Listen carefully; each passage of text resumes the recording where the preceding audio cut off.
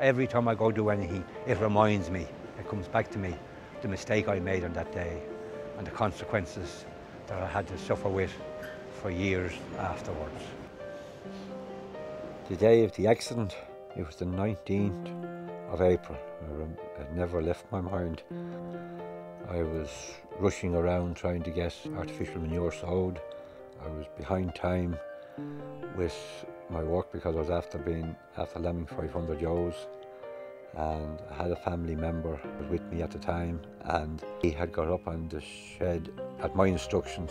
The bales were 4 high, and I told him to roll down a bale of hay.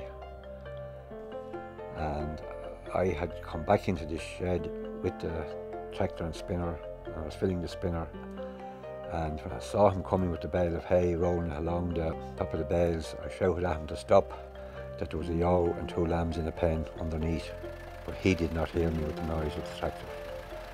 So as I stooped down to open the pen, to move the ewe and lamb out of the way, the bale of hay came down on top of me.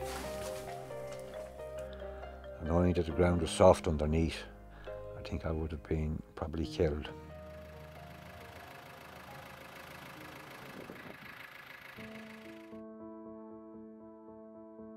I tried to get up after the impact, and I knew it was something seriously wrong. I just couldn't move on this side. So I had to lie there until the ambulance arrived. I suffered so much. I had rib cage damage. The rib cage would burst all up each side, apart from the hip, and the muscles in the back of the neck was damaged. I was on crutches for 14 months. With the damage to the veins, the hip never knit.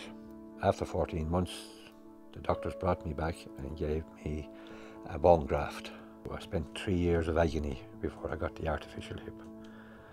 And I had 13 good years with that. I think about 2009, a dog ran into the back of my leg, and wherever jerk he gave it, he loosened the stem down in the bone, and I was crippled again.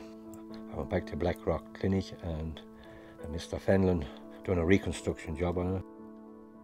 And I had 20 years of doctors, operations, and in misery and agony all the time. I knew the family member was up on top of the bales, and if I'd have stopped to think to see was he coming with the bale or was he not, that accident would never have happened. I do think he felt very guilty, but it was not his fault, it was mine. But it had a big impact on the family and on my wife and on everyone all around me, because I was wanting to do things, was cranky, and I was blaming myself for letting it happen, and I just wasn't happy in myself. Everywhere I looked, there was work to be done. The children were still at school. Everything was expense outside because I had to pay contractors to do the work. But having said that, the neighbours were very good.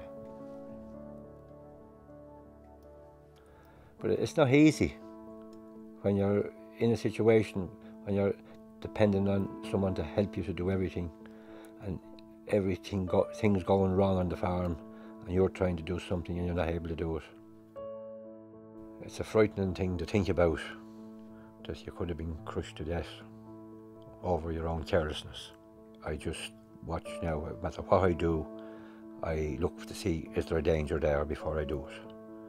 And it doesn't cost any money to do that. Over not spending 30 seconds to stop and think, I had lost 20 years, probably the best years of my life. And I would say to anyone, don't go through that, because you don't have to go through it. Just stop and think.